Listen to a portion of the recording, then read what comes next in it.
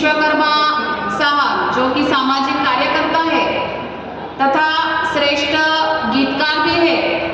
उन्होंने 150 गाने नेपाली भाषा में लिख चुके हैं। वो सिलीगुड़ी डिस्ट्रिक्ट दार्जिलिंग वेस्ट बंगाल से है। उनसे मैं अनुरोध करती हूँ कि वो डायस पे आके अपनी बात रखें।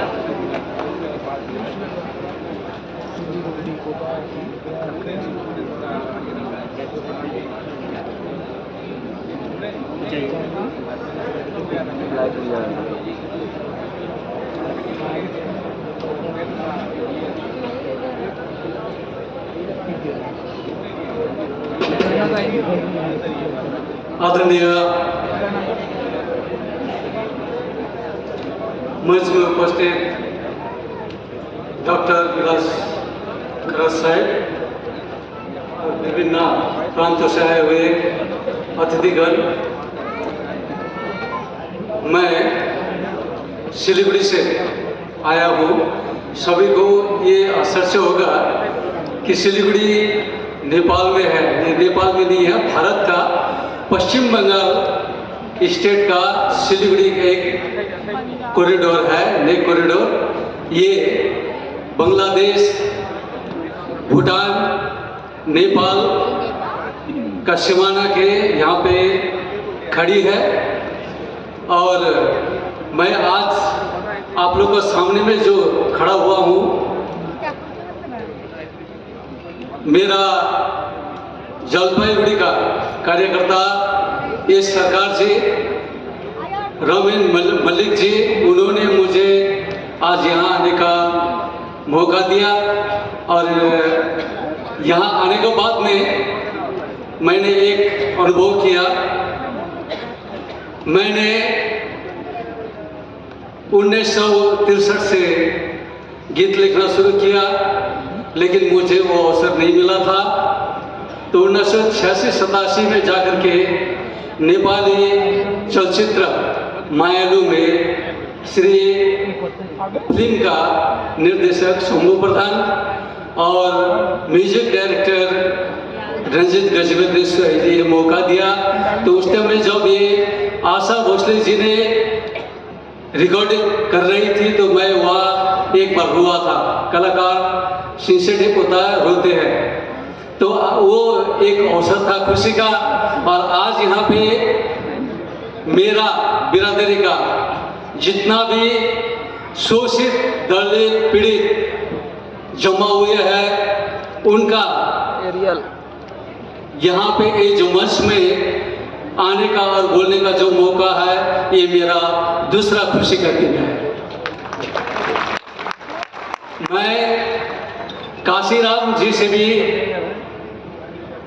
उनका साथ में भी काम किया था, पर उसका कहानी कुछ दूसरी है।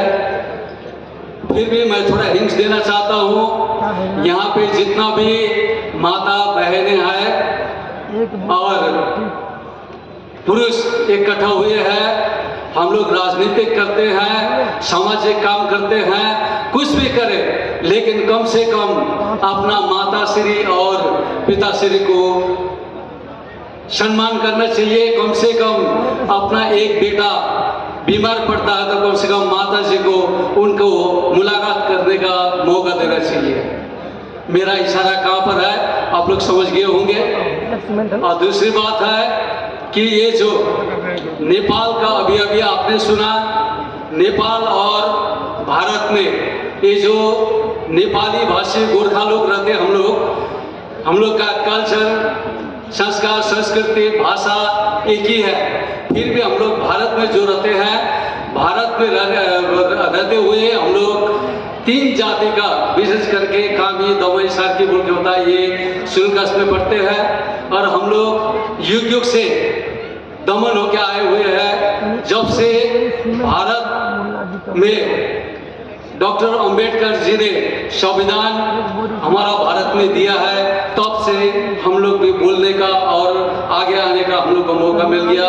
हम लोग अभी शान से जी रहे हैं। तो अगर बाबा साहब नहीं होते तो शायद हम लोग भी अभी कीचड़ में पड़ जाते हैं।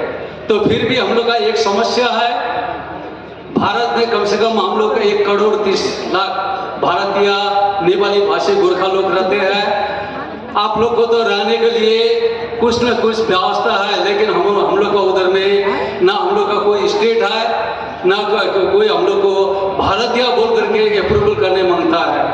जबकि पश्चिम बंगाल में जहाँ तहाँ चाय का खेती है, चाय का बागान है, वहाँ पर हमारा रांची से गया हुआ, झारखंड से गया हुआ आदिवासी लोग वहाँ पर काम करते हैं। वो लोग विशेष करके ये देश का मूल निवासी है, फिर भी वो लोग का दयनीय अवस्था है। और वहाँ पे हम लोग चाहते हैं ये जो बौद्ध धर्म है, बुद्ध धर्म को जब तक हम लोग प्रचार प्रसार नहीं करेंगे, घर घर हर आदमी के दिल में नहीं पहुंचाते हैं, तब तक हम लोग को जीने के लिए कोई मकसद और हम लोग का दिशा नहीं मिल रहा है। क्योंकि ये जो भारतवर्ष है, भारतवर्ष में 3-4 प्रकार का है, हिंदू, मुस्लिम, उसके बाद में सिख, ईसाई, सब हम लोग मिल करके चल रहा है। फिर भी कितना ठो ये जो राजनीतिक षड्यंत्र हम लोग के ऊपर में है, ये षड्यंत्र से हम लोग को निकलने के लिए हमारे मान्यवर बामन मिश्रा साहेब और डॉक्टर विलास खराल साहेब, ये जो मूवमेंट चला रहा है, उन लोग को हम लोग को पूरा सहायता देना चाहिए। कल मैं सुन रहा था, हमारा अध्यक्ष जी बोल रहे थे कि 31 जनवरी को दिल्ली में ये जो ईवीएम का विरोध में हम लोग को इकट्ठा होना है, तो आप लोग यहाँ से आज के दिन यहीं से हम लोग को प्रणय लेने पड़ेगा कि हम लोग वहाँ पर पहुँचेंगे, ईवीएम का विरोध में हम लोग खड़ा होंगे, आवाज उठाएंगे। और दूसरी बात है कि हम लोग जीने के लिए कोई भी हम लोग आप शेड्यूल कास्ट है, आप ट्राइबल है, आपको हम ये देंगे वो देंगे बोलकर हमको गद्दी में नहीं बैठाएंगे। आज यहाँ पर जो बैठ गया, मैं बैठने के लिए हमको मौका मिला, तो ये मौका किस लिए दिया कि मैं भी शेड्यूल कास्ट ट्राइब से और बुद्धिस्ट के मानते हैं और डॉक्टर अंबेडकर को मानते हैं, सब हमारा अपना बरादरी का है, उसलिए मुझे यहाँ पर बैठने के लिए दिया।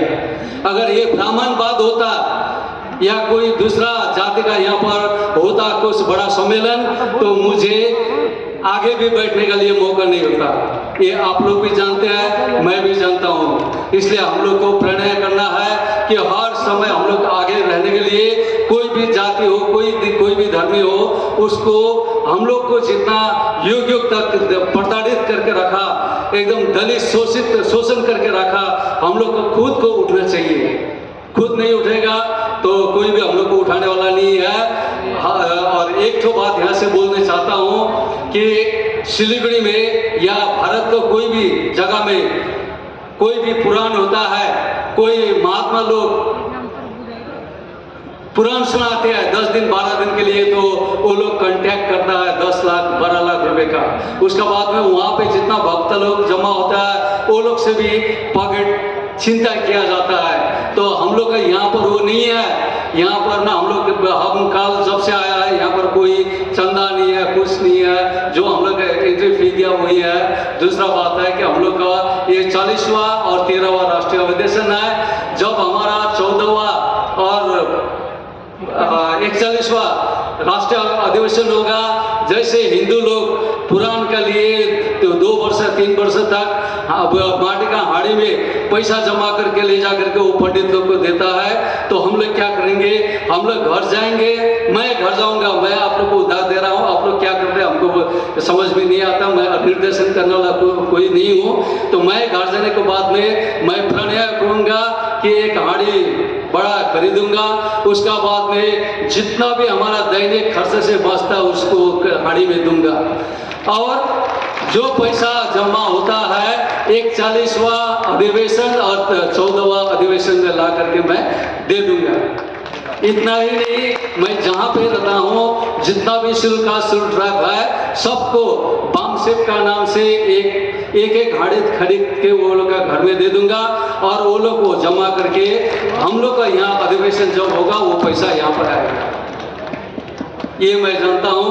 और दूसरी बात है हम लोग का किस तरीक़ा से दबाया गया है। कल मैं आ रहा था गीतांजलि एक्सप्रेस से, आज से 20 साल आगे जब बम्बई आ रहा था मैं रिकॉर्डिंग में, तो उस टाइम में ऐसा हालत नहीं था। अभी बदत हालत है, 5 घंटा लेट किया क्योंकि वो ट्रेन में हम लोग दलित, शोषित और जो एकदम पैसे रुपये नहीं है, ये हालत का आदमी लोग जर्नी करते हैं। हम लोग का पास में पैसा भी नहीं होता तो हम लोग वेटिंग का टिकट लेकर के बैठते हैं, लेकिन हम लोग का ट्रेन रास्ता में बैठा दिया जाता है। जो ब्राह्मण बात का ट्रेन जो ऊपर जाति का है, ये भारत यात्रा बोल करके ट्रेन निकालो उसको निकाल देता है, क्योंकि उसमें पैसेंजर भी नहीं है। और ये जो गीतांजलि है उसमें जितना पैसेंजर चाहिए उसे 3 डबल वो उसमें लोड किया हुआ है। ये हम लोग का हालत है। ये इनडायरेक्ट हम लोग का ऊपर में शोषण है, इनडायरेक्ट शोषण है कि भाई ये लोग को उठाना नहीं चाहिए। तो मैंने एक कल ही गीत लिखा था, मैं नहीं गाऊंगा, मैं सिर्फ नेपाली में कविता के हिसाब में बोल रहा हूँ। पीछे मैं रिकॉर्डिंग करने के बाद में आप लोग के पास में पहुँचाऊँगा। मेरो जन्मभूमि यो हो भारत भूमि, यो देश को म मूल निवासी। आप लोग समझ होंगे। सिद्धार्थबाट गौतम भए, बाबा साहेबले अधिकार दिलाए, अपाडे भनाजी काशीरामले हामीलाई वामसेप दिए, आयत प्रतापले इतिहास देखाए, वामन मिश्रले हामीलाई जगाए। भारतको संविधान हाम्रो हो जीवन, चुनाव बचाउनु छ हामी एक भएर महान। धन्यवाद।